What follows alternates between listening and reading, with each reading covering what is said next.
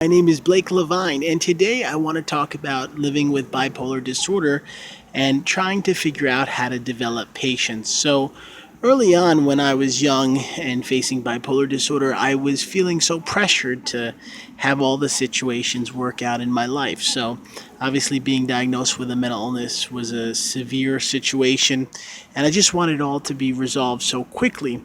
And it took a number of years to develop this habit, but I have found that having patience is one of the most important parts of living with bipolar disorder. And what I have figured out is that when we go slowly and steadily, we have a much better chance of success.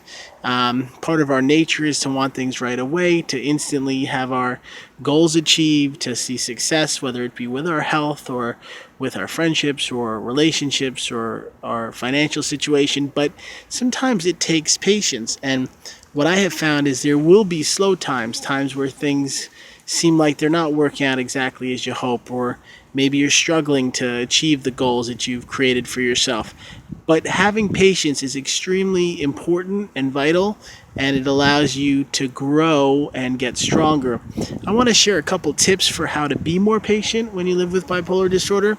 The first is to find things you can do that allow you to stay calm. So maybe you enjoy reading, drawing, making music, finding some creative way to kind of express yourself and learn to be able to say, hey, I have some downtime, so today I'm gonna work on something that will allow me to take away my stress. Another tip is to not rush and pressure yourself to figure it all out. Sometimes we go through times where it's hard or where things are not going exactly as we plan. And I've learned that having a relationship with God and accepting that this might be a time where it is slow, where you're not seeing change, you have to be able to accept that, because oftentimes things will eventually get better, things will improve, or even during that downtime, you begin to think and figure out what are the next best steps to take in your life. So even though it might seem rough that things are not going exactly as you had hoped, it does allow you to look at your life, analyze it, and maybe come up with a different way of being.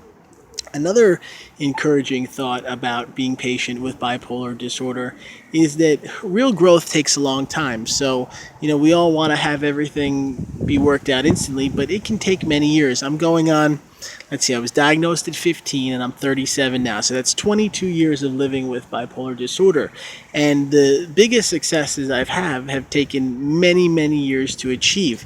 And I remember at 15 how hard it was to even think, hey, I can't wait months or weeks. I want this all to work out now.